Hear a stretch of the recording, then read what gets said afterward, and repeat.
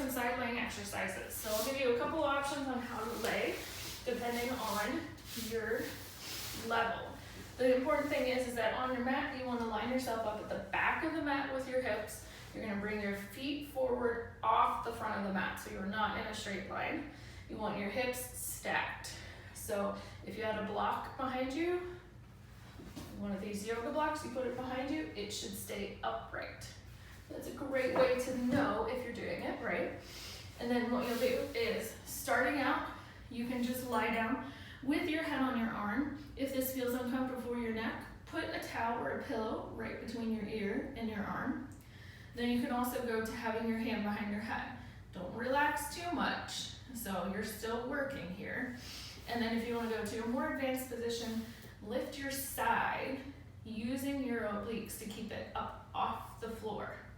So then put your top hand on the floor, on the mat in front of you, pick up your top leg just about an inch. You're gonna bring it forward and then you're gonna swing it back. The key here is to just move your leg.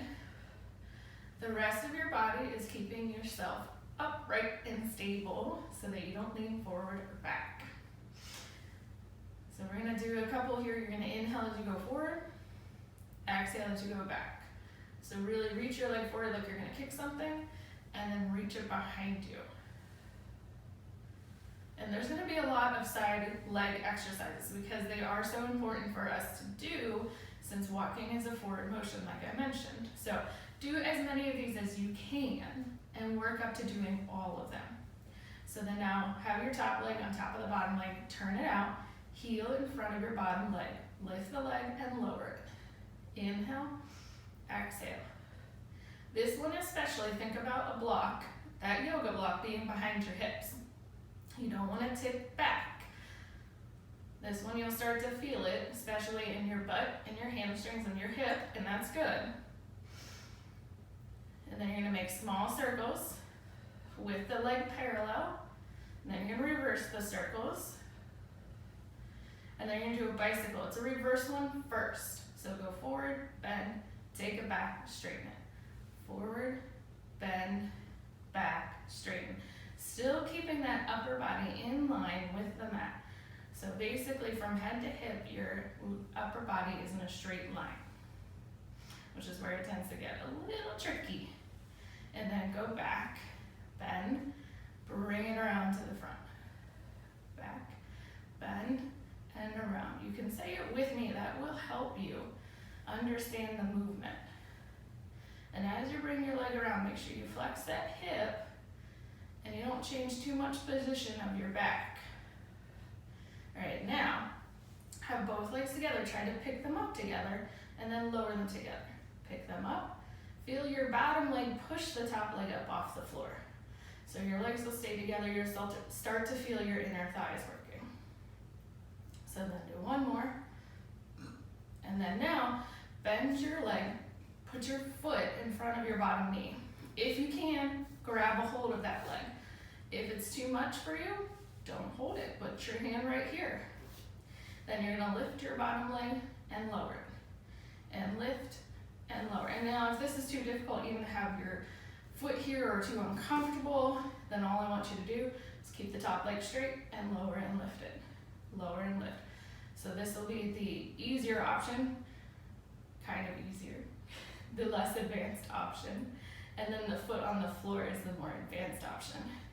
So if you have your foot here, then you're going to start to circle your bottom leg.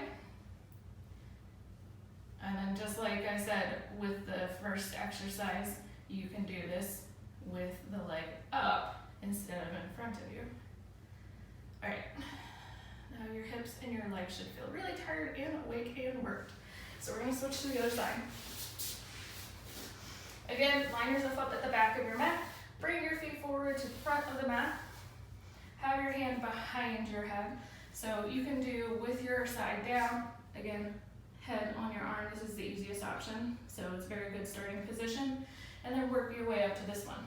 So first we swing our leg forward and then back.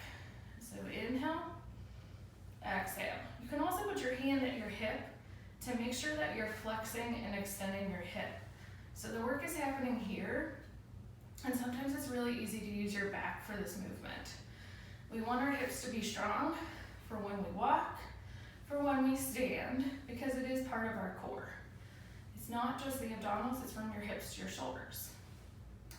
All right, and then we're gonna switch to the up and down. So turn out the leg, lift it up, bring it down.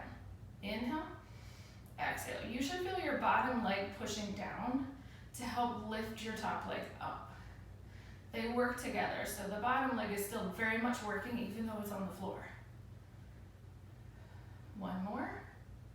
You turn the leg parallel, you make those small circles. These are happening inside your hip, and your foot is just carrying through to do the work and draw the circle, and then you're gonna reverse. Think of those circles being nice and smooth. And then do bicycle, bring the leg forward, bend it, take it behind you, straighten it. Front, bend, back, straighten. Be conscious of your surroundings. Make sure you have enough room for this. If you have to make small bicycles, that's okay, until you find space to make bigger ones. And they might start out small to begin with too. So now, we're gonna reverse. We're gonna go back, bend, bring it forward, straighten it. Back, bend, front, straighten it. These bicycles are a killer. They always get me, so if you're feeling it, I'm right there with you. But they're good for you.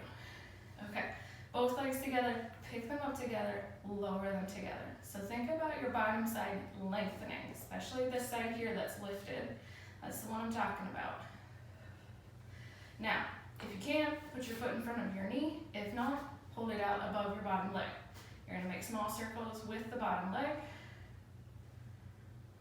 And then you're gonna reverse. So it would look like this. And then if you can, lift the leg up, bring it back down, lift and lower, lift and lower, or lift and lower, lift and lower, lift and lower. All right, now we're gonna sit up, we're gonna do a spine twist. So this will give you a nice bit of rotation. You're gonna sit with your legs together, feet flexed. If that's uncomfortable, just open your legs wider. So now with your legs together here, take your arms out to the side, take a deep breath, twist, hold it right there, take another exhale, twist a little further. Breathe in, exhale. Now think of your spine as a washcloth. So your upper spine is twisting in one direction, your lower spine is twisting in the opposite direction. And that's gonna help wring out the water, or in this case, think of it as tension in your spine. Twist, come back to center, twist. All right, now, take your legs behind you, lie on your stomach. So you're gonna have your forehead on the mat. You're gonna have your hands underneath your shoulders with your legs together. If it starts to feel uncomfortable with the legs together, just let it come apart. And then I want you to take a deep breath. You're gonna inhale, push your hands down to lift your head and chest. Only come as high as you're comfortable. You're not going for height, you're trying to reach forward. So breathe in, think of your heart and your chest going further away from your heels, and then come back down. One more time. And then exhale, come down. Sit back into a child's pose. So that means you're going to sit onto your heels. You can have your knees together or apart, and then just reach your arms long. Head down, tail down towards the floor to give your lower back and your middle back a stretch. Okay, we just have one more in a seal. So you're gonna have fun with this one. It's a rolling exercise. The only case that you wouldn't roll is if you do have osteoporosis or if you have any herniated or fused discs in your lumbar spine. So I'll give you an option that you can do where you don't roll.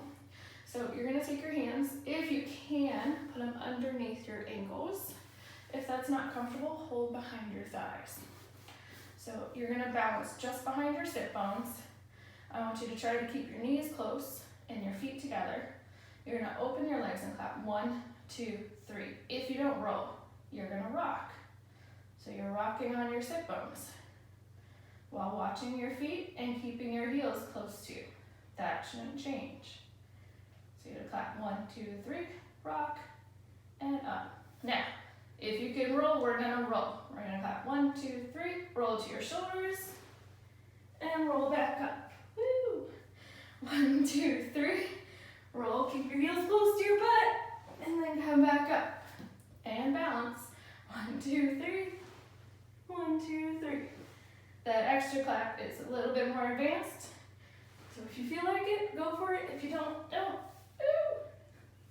Woo! One more time. 1, 2, 3. Woo!